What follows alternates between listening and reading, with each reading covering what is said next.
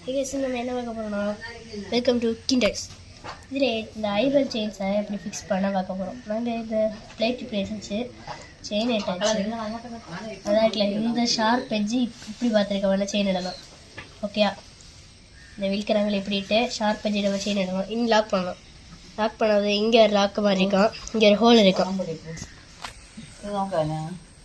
இந்த ஹோலில் இந்த லாக்கை கொண்டு இப்படி எங்கே வச்சோம் வச்சோன்னு இங்கே ஒரு காரியம் இருக்குது. அது சொல்லலை லிட்டில் ஒன்று மறந்துச்சு. இருபத்தில இந்த ஒரு லாக்கு இது இந்த ஹோட்டலில் கரெக்டாக ஆகணும். இந்த ஹோட்டலில் இங்கே இடித்தா விட ஒழுங்காக லாக் ஆகாது. இது அட்ஜஸ்ட் பண்ணாது. இது இந்த ஐட்டம் இதில் இருந்துச்சுன்னா நீங்கள் இந்த இடத்துல இப்படி திருக்கி இதை இங்கே விட்டு நிற்கலாம். அதுவே இது இப்போ இங்கே இருந்துச்சுன்னா இங்கே விட்டு திருக்கி இதை இப்படி அட்ஜஸ்ட் பண்ணலாம். நான் லாக் பண்ண போகிறேன். அதை ஜஸ்ட்டு போட்டு ஃபஸ்ட்டு இந்த லாக் போட்டு இந்த லாக் வச்சுட்டு சைடில் செக் பண்ண இந்த வாட்டர் கிளியராக விழுந்துருக்கானு விழுந்துருக்கு. அந்த ஒரு இன்னும் நம்ம வேணால் நெட்டை டைட் பண்ணோம். ஃபஸ்ட் ஜஸ்ட் நம்ம நெட்டை லைட்டாக போடணும். சும்மா லைட்டாக போட்டு செயின் டைட் பண்ணோம். செயின் டைட் பண்ணால் நம்மளோட பெரிய வேலை.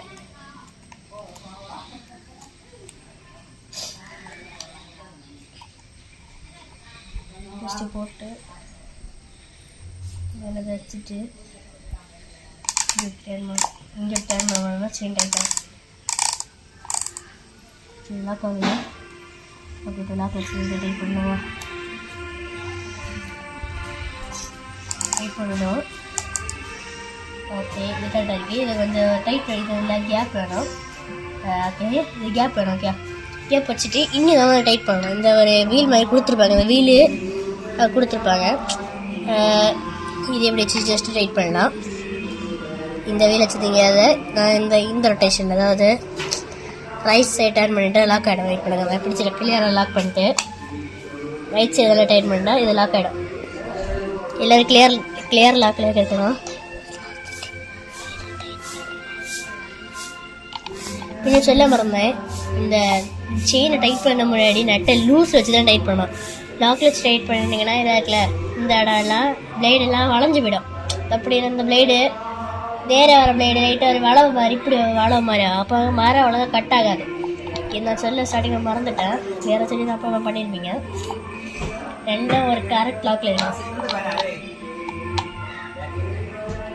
கரெக்ட் லாக்கில் வச்சுட்டு டைட் பண்ணிட்டீங்கன்னா கரெக்டாக இருக்கும். ஸோ எவ்வளோ தான் இந்த மெஷினை லாக் பண்ணாது. இன்னி நான் சொல்லணுன்னு இருந்தேன், நம்மளோட இந்த மெஷின் அன்பாக்சிங் வீடியோ என்னோடய சேனலில் அப்லோடு பண்ணியிருப்பேன். நீங்கள் முடிஞ்சிட்டே போய் பார்த்துக்கோங்க. இப்போ இது நான் அப்லோடு பண்ண போகிறேன். அது ஒரு பிக் வீடியோ அப்லோடு பண்ண போகிறேன். சிலப்போ ஷார்ட்ஸில் கொஞ்சம் தான் நிற்கும்.